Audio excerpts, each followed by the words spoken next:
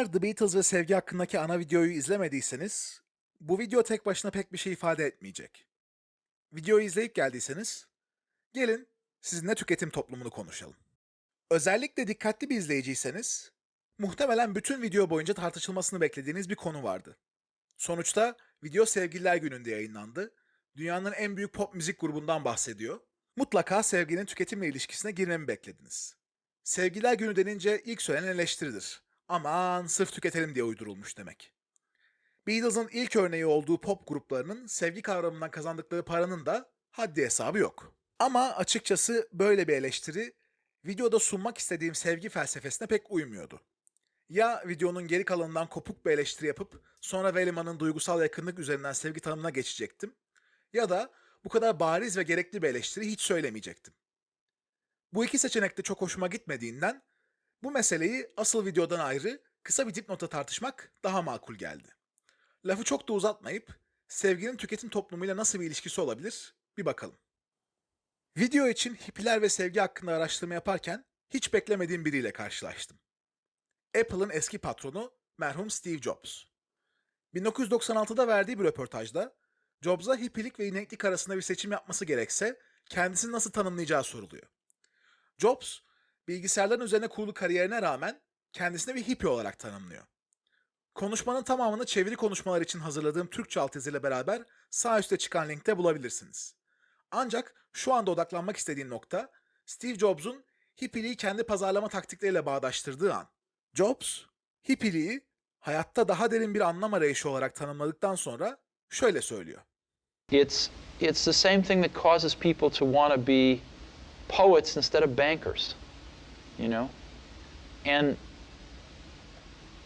And I think that's a wonderful thing. And I think that same spirit can be put into products. And those products can be manufactured and given to people, and they can sense that spirit. I mean, if you talk to people that use the Macintosh, they love it. I mean, you don't hear people loving products very often, you know, really. But you could feel it. Röportajı 24 yıl sonra dinlediğimiz için bu fikir o kadar olağan dışı gelmese de aslında bir ürüne hayatın anlamı hakkında bir değer koyma ve bu şekilde o ürüne karşı bir sevgi yaratma fikri pazarlamada çağ açan bir fikir. Böyle bir şeyin yapılabiliyor olması da sevginin insanın haysiyetini tanımak ve karşısında savunmasız durmaktan geldiğini söyleyen felsefe hakkında derin sorular soruyor. Eğer Velleman'ın dediği gibi bir insanı sahip olduğu sonsuz değer için seviyorsak, bu sevgi ya da Jobs'un deyimiyle ruh nasıl bir ürüne konabilir? Aslında felsefede bir ürüne olağanüstü özelliklerin verilmesinin bir adı var. Metafetişizmi. Ancak bu konudan bahsetmek için bir dipnottan çok 2-3 ayrı videoya ihtiyacım var. O yüzden ileride size metafetişizmin daha detaylı anlatma sözü vereyim. Şimdilik daha basit bir açıklamaya bakalım. Halkla ilişkilerin babası olarak bilinen, amcası Freud'un bilinçaltı hakkındaki fikirlerini reklamlara uygulayan pazarlamacı Edward Bernays, Propaganda adlı kitabında bir ürün için nasıl talep yaratılabileceğini şöyle anlatıyor. Çoğunlukla Freudian ekolden psikologlar, insanın düşünce ve eylemlerinin çoğunun bastırmak zorunda olduğu arzuların yerine geçtiğini göstermişlerdir. Bir nesne kendi içsel değeri ya da kullanışlılığından dolayı değil, insan o nesneyi başka bir şeyin sembolü, kendisini itiraf etmekten utanç duyacağı bir şey hissettiği arzu olarak gördüğü için arzulanabilir. İnsanların kendilerinden gizledikleri sebeplerle harekete geçtiğini söyleyen bu prensip, hem bireysel hem de kitlesel psikolojide geçerlidir. İnsani arzular, sosyal makineyi çalıştıran buharla aynı işlevi görürler. Propagandacı, yalnızca bu arzuları anlarsa modern toplum dediğimiz bu esnek dökme mekanizmayı kontrol edebilir. Bernays'in açıklamasıyla beraber Apple ürünlerinin sevilmesini de şöyle açıklayabiliriz.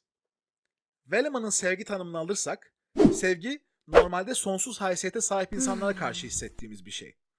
Ancak şu ya da bu nedenle başka bir insanı sevme arzumuzu bastırdığımızda bu bastırılmış arzu yeni bir çıkış noktası arıyor. Tam da bu noktada bir Apple ürününün reklamı, bu şık tasarımlı ve her derdinize deva özelliklere sahip ürünün tıpkı bir insan gibi hayatta daha derin bir anlam arayışının bir parçası olduğunu söylüyor. Böylece siz normalde bir insanda aramanız gereken haysiyeti Apple ürününde görüyorsunuz ve Mac, seni seviyorum.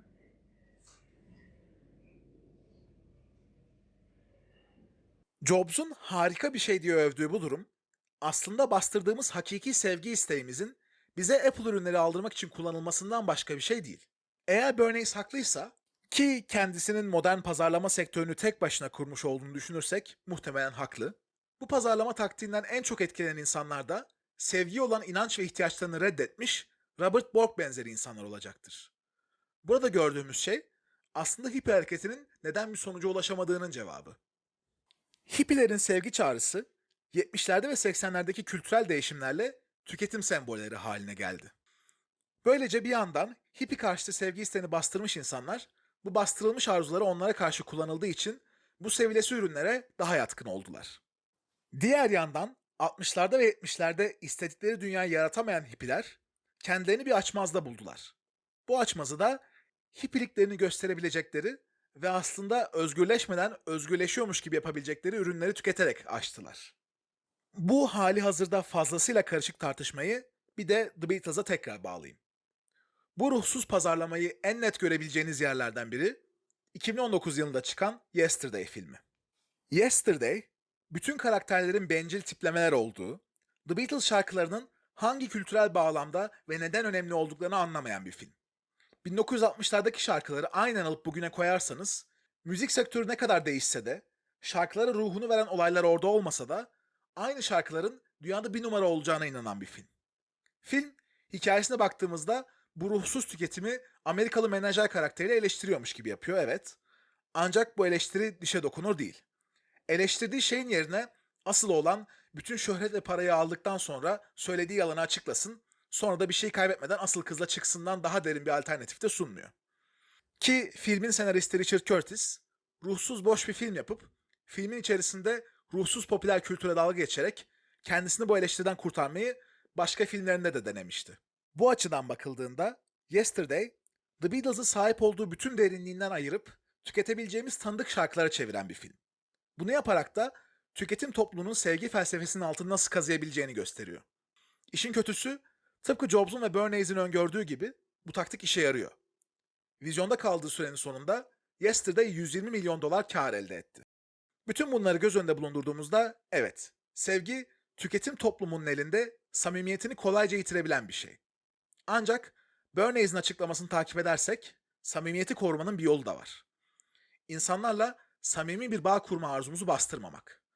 Pazarlamanın bastırılmış arzularımızı kullanması için o arzuyu doğrudan bir şekilde karşılamıyor olmamız lazım.